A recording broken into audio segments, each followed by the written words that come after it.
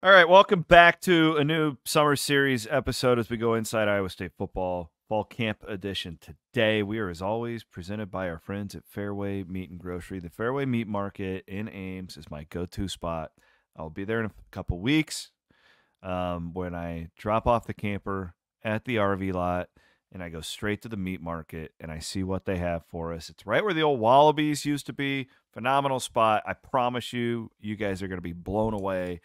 Do not go to the regular. You can go to the regular Fairway because their meat's amazing. Don't go to like a regular. The meat market is where it's at, right there in Ames. I promise you. They got beer, wine, liquor. They got everything.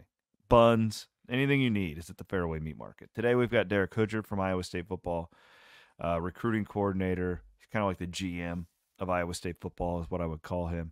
He's going to give us an update on fall camp. I'm going to talk about the future of recruiting at Iowa State with all the NIL stuff. How are they tackling all of that right now? Good conversation, right smack dab in the middle of fall camp. So some real insight you're not going to find anywhere else. We're always presented here on the summer series by Robinson Implement. They're very proud to sponsor the Cyclone Fanatic Summer Series. 3 convenient locations in Irwin, Pocahontas, and Corning. They have all of your farm and construction equipment needs.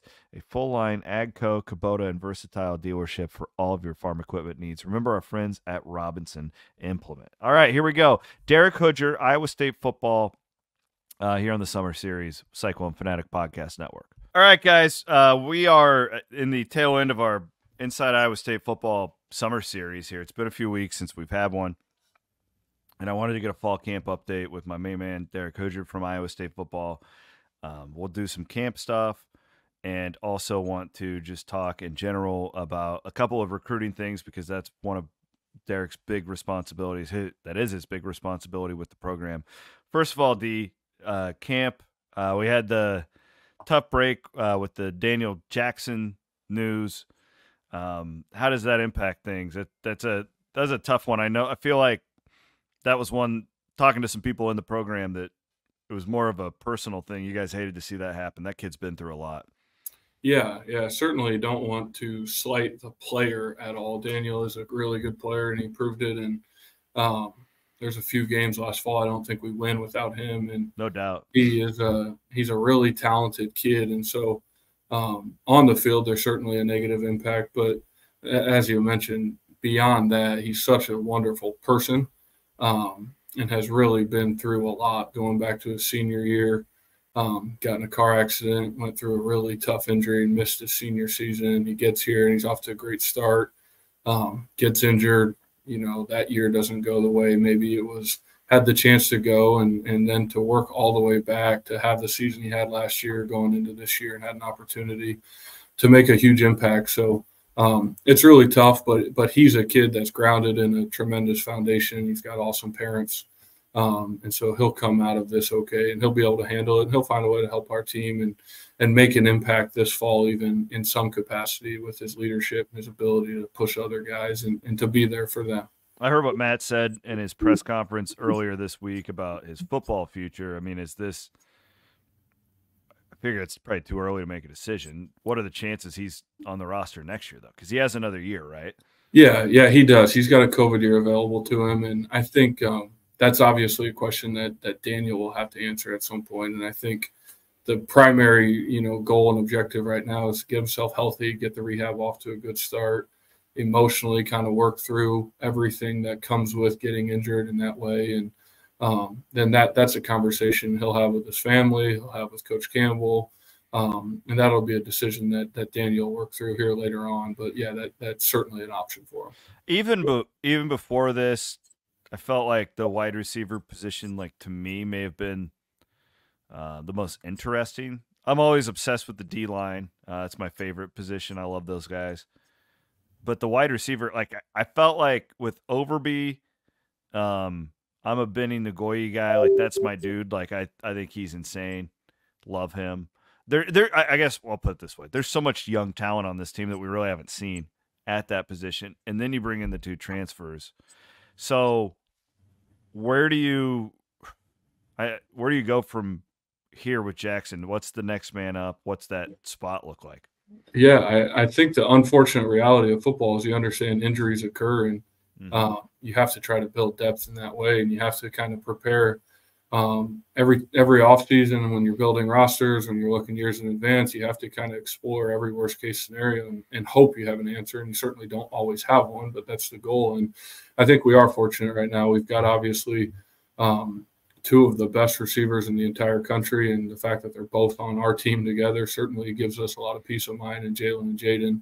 And then you got the two transfers, Eli Green and Isaiah Alston, that are both really talented, highly productive guys that are going to have an ability to impact the team right away. And then Benny Nagoy is a guy who flashed a little bit last year, and everybody knows. And those three will really have an opportunity to make a quick impact. And then two freshmen that just got here have done a great job and have had great fall camps. Dominic Overby and Brett Eskildson are two guys that we're really excited about long term. And so we do think there's depth there, and obviously it helps to have a really high-end ceiling with Jalen and Jaden, and then filling guys around them is something that we understand is important, and we think we're at a good spot with. When it comes to fall camp in general, I'm always curious, like when is it for a guy who's been in the program, all right, like guy who's been here for a year, when do you see it, like when does the light usually come on? As far as the off season goes, right? There's always guys in the middle of the year where something clicks and it's like, wow. Is it usually like you can say like, oh, he had a really good winter conditioning during the spring? Is it usually the summer when they take the biggest step? I guess. What are your impressions? Like in general, been a fall camp from that aspect of it, strength and conditioning, all that stuff. Yeah, I think it's different for every player, obviously, and I think that's one reason we are constantly evaluating our roster and constantly talking through where guys are at, how they're doing, how they're improving, what areas do they need to improve upon. And I think it's the whole picture that gives you an idea of kind of projecting what it's going to look like in fall camp, of how do they handle the winter conditioning program, how do they handle spring ball, how serious do they take their nutrition, how locked in are they academically, how focused are they in the training room. I think every kid really in the off season has a chance to. We always say if they tell you how they're doing, listen to them, and their actions tell you exactly how they're doing, and that is without fault. Every reason or every year, it's tried and true. If you follow a kid and how they handle the entire off season, if they're checking each box in every area of the program in every section of the off season, typically they're ready to rock and roll in fall camp. And for some guys, they get to that point the day they get here, and they're a mature football player on and off the field. And for some guys, it's year 2 or 3 and it clicks. But typically you got to put all those pieces together 12 months out of the year in order to have a chance to be one of those guys that stands out this time of year. I'm always interested in your guys' process and little quirks. Like you learn something new every year, feels like in anything we do in life. Any quirks to this camp? Like you guys have changed the schedule. You guys are any quirks like that we could take the fans inside of that maybe you've shifted a little bit?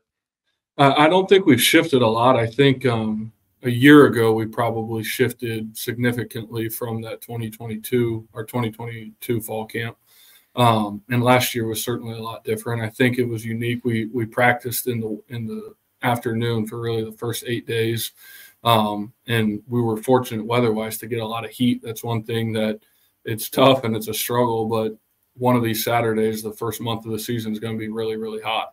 And if you've never gone through there and gotten to that point and worked through a practice in that condition, it's really hard to be prepared for that moment. And so we handled the first really week and a half with afternoon practices, and then we shift to our morning block this year or this week, and we're practicing in the morning. I think one quirk that not necessarily up to us, but the way the calendar fell is school doesn't start till the first week of the regular season. And so typically your school starts and you've got a week of class, and then week 2, your second week of academics is game week, versus this year school starts on Monday of game week. So that's a little bit unique and a different challenge. And so fall camp feels longer, and so we've tried to do things to kind of break up the monotony of it. And Dom Orange and Coach Campbell played a video game last night for a night off from a walkthrough, and try to do things like that. But for the most part, college football, EA Sports College football. I hope so. Iowa State versus Iowa State. Dom won.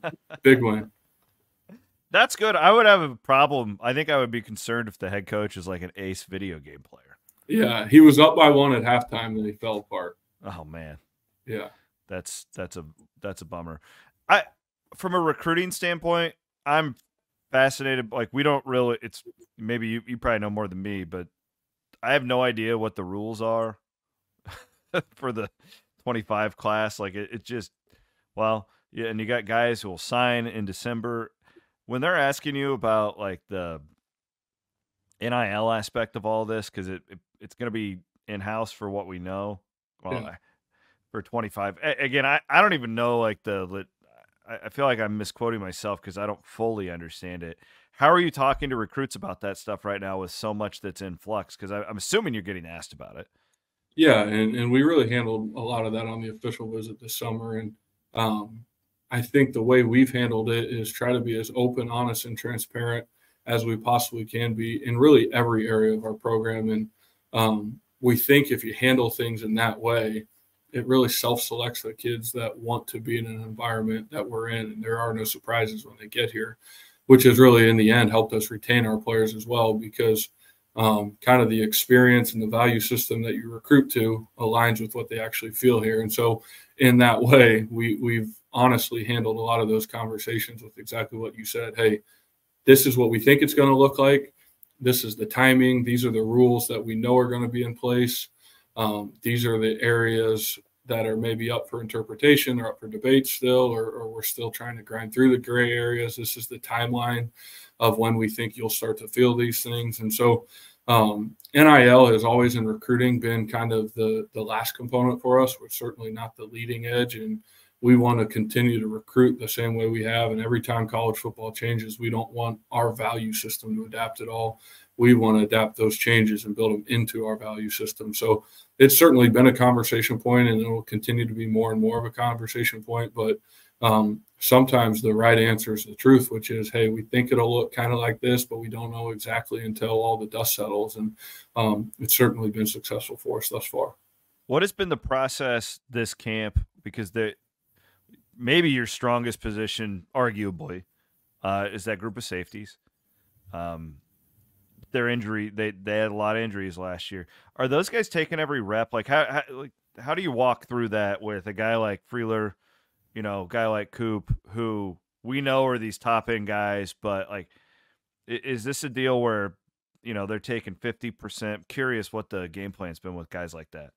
Yeah, I don't think there's any one just generic answer for any one player. I think every guy's got to practice for what they need and what they're capable of on that particular day. And so, safety position, receiver, offensive line, quarterback, whatever it may be, you have to evaluate exactly, man, what does this guy need and what portions of practice are most important to him? Where's he at health wise? How does he feel in relation to his best, and how do we get him to Saturday? And you still have to practice. That's what we believe in. And you can't just sit there and not do anything. Yeah, you can't just show up on Saturdays. And so those guys are absolutely practicing now.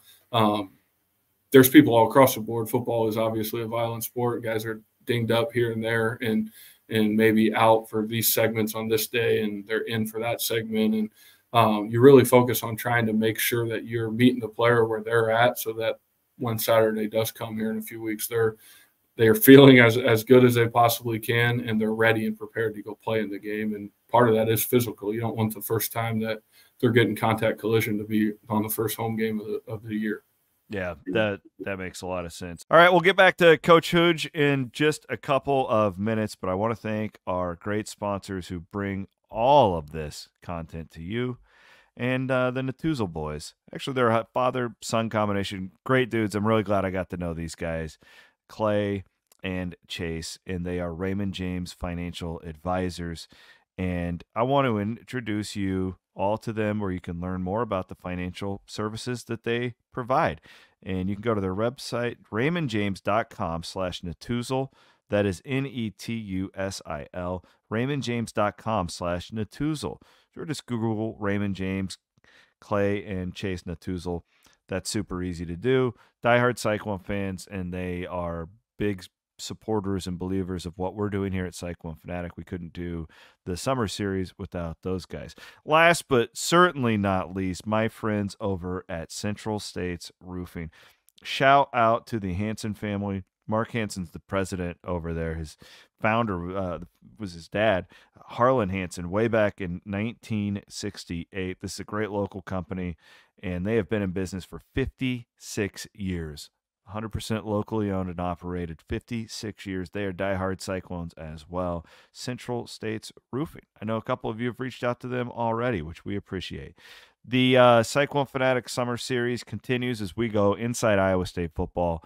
Here is the rest of my conversation with Derek Hoodjer. I'm curious to see Iowa State's special teams in the fall. I hate Matt Campbell for this because he got me to care so much about special teams. You know, I'll never forget Matt, who's really impressed. It's like his second Big 12 media day. He's like, oh, this long snapper, you got to see him. And I'm like, who is this guy? Played in the NFL, and he was right. He did. Yeah, Matt nailed it. That guy was really good. I guess you guys took a huge step forward as far as like lost yardage, right? The hidden yardage in football last year. I think a lot of, one-score games in the Big 12. It's statistically proven that there's more one-score games in this league than anywhere. There's no reason to think that there won't be a lot of those for Iowa State this year. How confident are you in this young man who's the kicker? That I'm guessing. Bloom and I talked about this on Sunday. Not a lot of Iowa State fans know who this kid is, but that in the punting situation, and I'm also just in kick return in general. I'm fascinated. I feel like you have a lot more options there than maybe in recent years as well.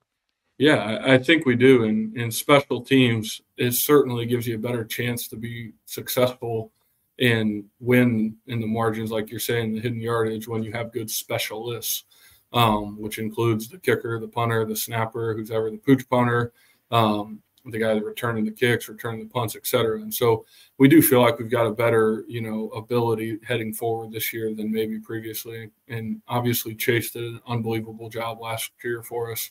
Awesome. He was outstanding. And Kyle's been here now since last year. He was here in kind of following Chase's lead the entire season and had an unbelievable year as a redshirt. And it was obviously just in practice, but he was really impressive really quickly and carried it all the way through spring ball and carried it all the way through the fall. And he's an awesome kid. He's very stable. He is confident. He doesn't shy away from the moment. And any kicker obviously is going to miss a kick here and there, and the ability to have the awareness and understanding of, hey, man, why did I miss that? What do I need to clean up? And it's a position that the unique thing about Kyle is a lot of that comes to him naturally. And you certainly don't want somebody having to hear 10 or 12 different voices telling them what to do. It's like a golf swing. You can get really confused really quickly. And so Kyle's been nothing but impressive since he got here, and we're really excited about him for sure. And obviously Perk is back, and he'll be the punter again. And Jace Gilbert's here, and Jace has a lot of flexibility. He can kick field goals if you need him to. He can punt. He can kick off. He can do a lot of different things. And so he's got the opportunity to earn the right to help our team in some capacity. Jalen's back at punt return, kick return. Jalen Jackson's here. Abu's return kicks a little bit. So there's certainly a lot of different potential for guys to make an impact in that area of the game. Jalen Jackson's an interesting prospect, a guy who I feel like probably got overlooked. I felt like the two transfer wide receivers, but he's just really unique. That's a guy I like to have, a little gadget type player where you can feel like be creative with him, not only in the offense, but man, he's an elusive kick returner. Do you think we'll see him back there? I don't know if it's been decided or not, but you got two guys back there. Nolan, maybe? It hasn't been decided yet, but he's certainly in the conversation. And Jalen was really a productive player at Eastern Michigan. He's explosive. He's had an unbelievable fall camp. He impacts the game in a lot of different ways. And if you can get the ball in his hands, you have a chance to find success in a variety of manners. So we're certainly really excited about him. And he did go under the radar, but not a lot of people talking about him. But he's had a great impact since he's been here, and I think he'll do it this fall. I did a piece with John Haycock about this at the bowl game, prior to the bowl game, and it's a piece that I think is kind of important, and we're kind of hearing about it if you read between the lines with what Matt's been telling the media. But I'll go back to the secondary. Really nice secondary. You had a lot of injuries there last year where young guys had to come in and play. Two of them, Patton, three of them, Surgis, and then the guy who I kind of fell in love with the first time I saw him on the field, and he got burned a couple times, but I've seen enough freshman corners get thrown out there, and it's hard. It's really hard to do it right off the bat. But Jontez Williams looks to me like a guy, when I just look at him, and I know I'm an idiot, he looks like a freaking stud. When I look at him in pads, watch him run, to me, like that was a guy from day one where I just fell in love with him. Those three guys specifically, and maybe anyone else you want to add to the conversation, though, they got reps last year that were hard at some time, at some points, but how much better are they than they were a year ago? For sure. There's no replacement for game reps. And Jontez is a guy that he's just a football junkie. He absolutely loves it. He works at it. He competes. He played everything in high school. He had the ball in his hands. He played defense. He returned kicks. And so he's only gotten better. And he works as hard as anybody in our program and shows up every single day at practice. He's the same guy. He's one of those players that genuinely loves to practice. And when you have that, you have a chance for sure. And so he's going to be a guy that continues to get better and better. And I certainly think you picked a good one there. And then Darian Porter, he's certainly further along in his career, but man, he no different than Jontez is getting better and better and better and has really elite traits in a lot of ways. He's genuinely 6'3". He has the fastest 400-meter time in the history of the state of Iowa when he graduated. And so he's a guy that's come back for his sixth year, and he's on a mission to continue to kind of improve and continue to make more and more of an impact on the game. Then you mentioned Drew Surgis and Jamison Patton, another guy's Tayshawn James, those guys who played last year. That's invaluable for them to have the experience, have the understanding what's it like to play actually on a Saturday, and I think that'll benefit them greatly. Just trying to think of anything else. I know a lot of young guys in the mix at linebacker who folks may not have heard of. And then that D line too, like I'm really, really bullish on that group, I think. I mean, it just seems like, from what I've heard too, I don't get to see practice, but it sounds like that group is turning some heads. And any standouts there that you're like, man, just kind of popping for you guys? Yeah, I think the D-line, we're really fortunate. A lot of them are back. Really all of them are back, with the addition then of Kennard Snyder, who's made a huge impact in a hurry. And when you have T.O. and J.R. and Dom and Joey and Ike, and it gives you a shot. Zamir Hawk, who played a little bit a year ago, he'll continue to make an impact. And at linebacker, obviously Caleb Bacon kind of proved himself a year ago, and I think he's as good of a linebacker as there is. And he's a guy that has a huge future and will be one of our best players on either side of the ball this fall, I think. And Cooper Ebel, another guy who played a little bit last fall. Cale Brazina is a guy I kind of mentioned I hinted at that type of guy earlier, and he showed up in January and has been an absolute pro in every area of the program since the day he got here. You don't got to tell me that. He's my tag team partner. Yeah, so he's got the ability to make an enormous impact early on, and not to mention Jack Sadowski, who played a lot of football, and Zach Lovett, who really carved out a niche for himself a year ago and has only gotten better. So that's a group that I think has a lot of depth and also has a lot of guys at the top of the of the order who are really high-end players. It's going to give us a chance. So we're really excited about that and look forward to following them all fall. Real quick, last thing I got for you, the quarterback room, and then the way you've recruited there, specifically in state. Like I've never seen it in 20 years of doing this, what you guys are doing right now there. What is the dynamic of that room like? Because it's an ultra competitive environment as well. Rocco's the starter. He's earned that. How are you guys been splitting up reps and stuff with the other two guys? Because you know football, man, you're one hit away from one of those guys needing to lead that highly efficient offense. Yeah, I think that's a great question. It's one of the hardest things to do. And I think it starts with recruiting not only talented guys, but good guys who understand that quarterback's a unique position that most times only one guy can play. Mm-hmm. And so you have to have players in that room who understand that I've got to pour my energy and effort and support into this starter because that's what's best for the team.